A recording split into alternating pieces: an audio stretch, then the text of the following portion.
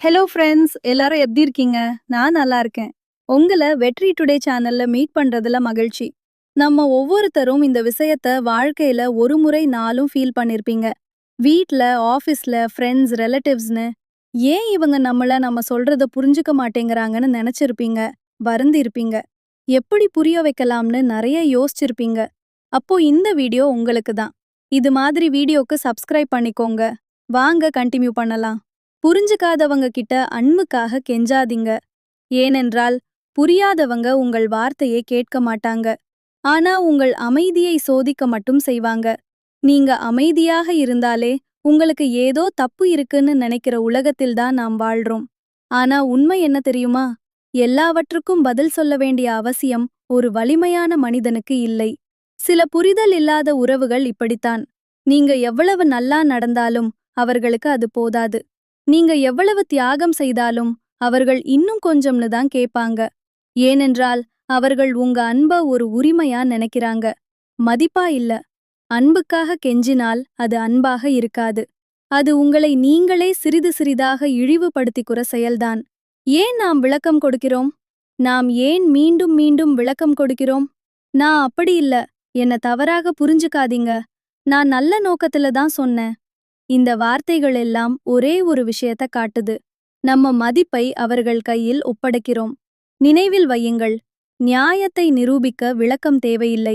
நீங்க சரியா இருந்தால் உங்க மனசு அத கண்டிப்பா அறியும். மௌனம் என்பது உள்மனதின் வலிமை. மௌனம் என்பது பலவீனம் இல்லை. மௌனம் என்பது அனைத்தையும் புரிந்து கொண்ட ஒரு மனிதனின் நிலை. சில நேரம் பேசினா பிரச்சனை, விளக்கினா அவமானம், அமைதியா இருந்தா மரியாதை. அதனால்தான் உயர்ந்த மனிதர்கள் அமைதியா இருப்பார்கள். மௌனமே அனைத்திற்கும் ஆக்கப்பூர்வமான பதில். எல்லோருக்கும் நம்மை புரிய வைக்க வேண்டுமா? ஒரு கேள்வி. இந்த உலகத்தில் எல்லாருக்கும் உங்களை புரிய வைக்க முடியுமா? முடியாது. சில பேர் உங்களை தவறாகவே பார்க்க விரும்புவார்கள். ஏனென்றால் உங்கள் வளர்ச்சி அவர்களுக்கு எரிச்சல்.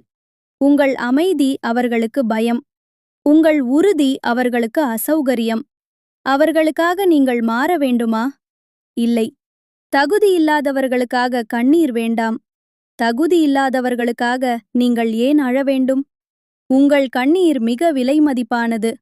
அது புரியாதவர்களுக்காக அல்ல, மதிக்காதவர்களுக்காக அல்ல.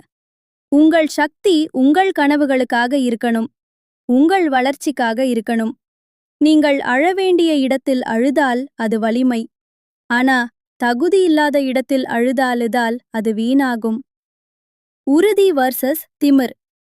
சிலர் உங்கள் அமைதியை பலவீனம்னு நினைப்பாங்க. அவர்கள் உங்களை மேலும் மேலும் தள்ளிவிட பார்ப்பாங்க. அப்போதுதான் நீங்கள் புரிய வேண்டியது, மௌனம் தொடர வேண்டிய நேரமா, இல்லை உறுதியை காட்ட வேண்டிய நேரமா என்று. உன் உறுதி அவர்களின் திமிரை அடக்கட்டும். சத்தத்தால் அல்ல, உங்கள் நிலைப்பாட்டால். அமைதியாக அப்படியே விட்டு விலகுவதல்ல, வளர்வது, உயர்வது. உங்கள் உயர்வே உங்கள் பதில். நீங்கள் செய்ய வேண்டியது ஒன்றுதான், உயருங்கள், மாறுங்கள், வளருங்கள். விளக்கம் தேவையில்லை. பழிவாங்க வேண்டாம். உங்கள் மௌனமான உயர்வே அவர்களுக்கு பதிலாக மாறும். அப்போ அவர்கள் பேசுவார்கள், நீங்கள் சிரிப்பீர்கள். மீண்டும் நினைவூட்டுகிறேன், புரிஞ்சுக்காதவங்க கிட்ட அன்புக்காக கெஞ்சாதீங்க. நியாயத்தை நிரூபிக்க விளக்காதீங்க. நீங்கள் சரியாயிருந்தால் மௌனமே போதும். உங்கள் உயர்வு, வாழ்க்கைதான் உங்களுக்காக பேசும். இந்த வீடியோ பிடிச்சிருக்குன்னா லைக் பண்ணிருங்க.